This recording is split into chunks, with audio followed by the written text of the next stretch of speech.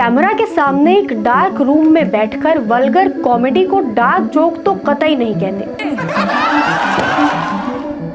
क्या कॉमेडी के नाम पर या कंटेंट के नाम पर कुछ भी कह देना वो कॉमेडी हो जाता है? एक शो इंडियाज गॉट लेटेंट की कुछ क्लिप्स सोशल मीडिया पर वायरल हो रही हैं, जिसको लेकर सो कॉल्ड कंटेंट क्रिएटर्स और उनके जो भद्दे कंटेंट हैं उनको लेकर उन्हें ट्रोल किया जा रहा है।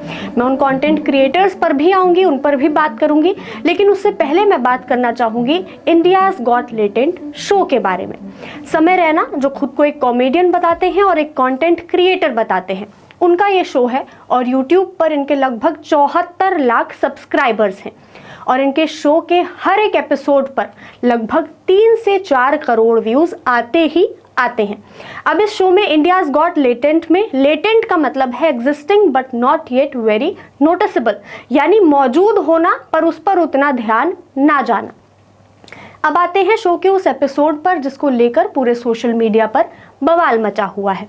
समय रैना के शो पर रणवीर अलाहाबादिया उर्फ बियर बाइसेप, इनके अलावा अपूर्वा मुखीजा जिनकी आईडी द रेबल किड के नाम से है, और आशीष चंचलानी, जसप्रीत सिंह जैसे जो कंटेंट क्रिएटर्स हैं वो जज के तौर पर इस शो में पहुंचे, जहां पर रणवीर अलाहाबादिया एक अभद्र टिप्पणी माँ बाप पर करते हैं, जिसके बाद उस शो में उनके लिए तालियां बजना शुरू हो जाती हैं। अपूर्वा मुखीजा भी मां को लेकर एक भद्दी टिप्पणी करती हैं, जिसकी क्लिप सोशल मीडिया पर वायरल होना शुरू हो जाती है। उसके बाद लोग मुंबई पुलिस से एक्शन की भी डिमांड करते हैं, जिसके बाद रणवीर अलाहाबादिया का एक सोशल मीडिया प्लेटफॉर्म एक्स पर वीडियो जारी होता है, जिसमें वो जनता से माफी मांगते हुए भी नजर आते हैं।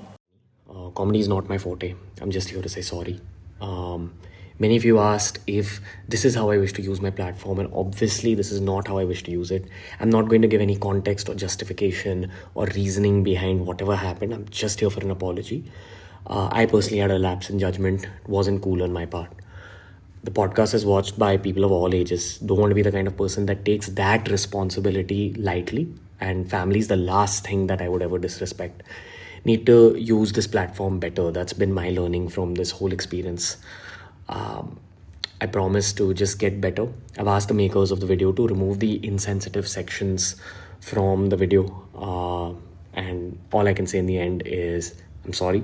I hope you can forgive me as a human being. लेकिन यहाँ पर सवाल ये है कि क्या कॉमेडी के नाम पर ऑडियंस को कुछ भी गंदगी परोस देना या सिस्टम को अपने हिसाब से चलाना, क्या ये सही है? अब आप जैसे कपिल शर्मा को जानते हो, अगर आप उनको सुनते हो तो कॉमेडियन वो भी हैं, कॉमेडी वो भी करते हैं, लेकिन क्या उनका कंटेंट आपको कभी भी ऐसा लगा या उनके वीडियोस से कभी आपको ऐसा लगा कि ये वीडियोस आप अपने माँ बाप के सामने नहीं देख सकते?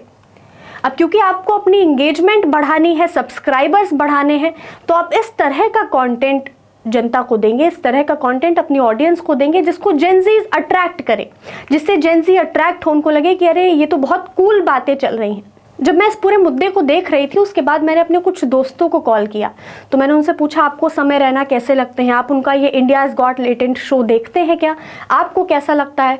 तो उन्होंने मुझे जवाब दिया कि हमें तो ये शो बहुत बढ़िया लगता है, क्योंकि समय रैना से हमें बहुत फ्रेंडली वाइब आती है, हमें बहुत कूल लगती हैं इस तरह की बातें।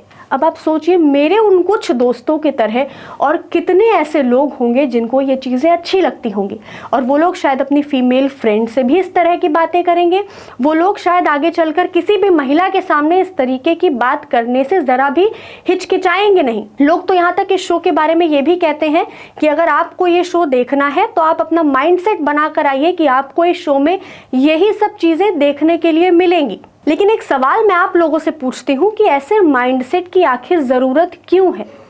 रणवीर अलाहाबादिया के इंस्टाग्राम पर लगभग 4.5 मिलियन सब्सक्राइबर्स हैं, अपूर्वा मुखीजा के 2.6 मिलियन और समय रैना के 6 मिलियन, और इनका अब अगर मैं टोटल करती हूँ तो ये हुआ लगभग 1 करोड़ 30 लाख। तो 1 करोड़ 30 लाख की जो ऑडियंस है, इसमें ज़्यादातर 18 से 25 साल के जो लोग हैं वो होंगे, यानी ज़्यादातर यूथ होगा, ज़्यादातर जेनजी होंगे जो इन चीज़ों से अट्रैक्ट हो रहे हैं। और इस तरह का कंटेंट, इस तरह का माइंडसेट धीरे धीरे उनका बनाने की कोशिश की जा रही है।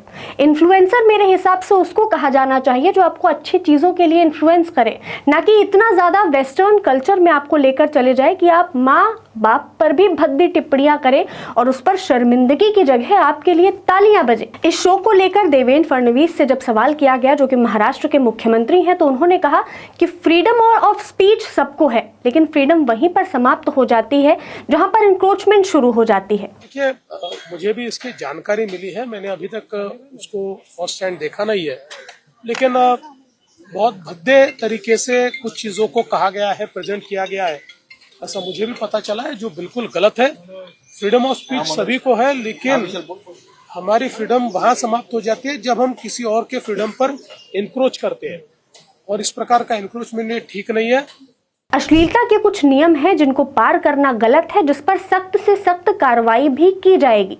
अब लोग रणवीर अलाहाबादिया के वीडियोस पर भी ये कमेंट लिख रहे हैं, जो उन्होंने माफी मांगते हुए अपना वीडियो जारी किया, उस पर लोग ये लिख रहे हैं कि आपको अपनी गलती रियलाइज नहीं है, क्योंकि आपको इतना बैकलैश किया जा रहा है, आपको इतना ज्यादा हेट किया जा रहा है आपके इस भद्दे मजाक की वजह से।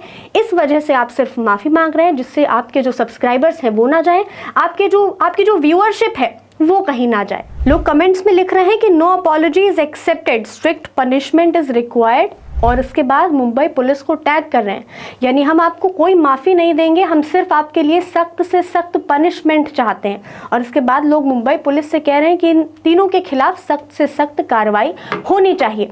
अब अपूर्वा मुखीजा जो हैं, समय रैना है और रणवीर अलाहाबादिया, इन तीनों के अगेंस्ट FIR दर्ज कर ली गई है, और मुंबई पुलिस का ये कहना है कि इनके खिलाफ सख्त से सख्त कार्रवाई भी की जाएगी। आप मुझे कमेंट्स में बताइएगा, क्या इस तरह की कॉमेडी को आप कॉमेडी समझते हैं?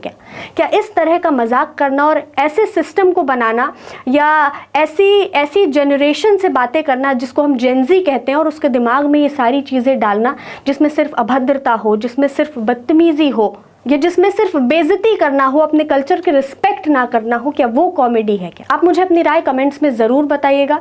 ऐसी तमाम जानकारियों के लिए बने रहें दराज धर्म के साथ। धन्यवाद।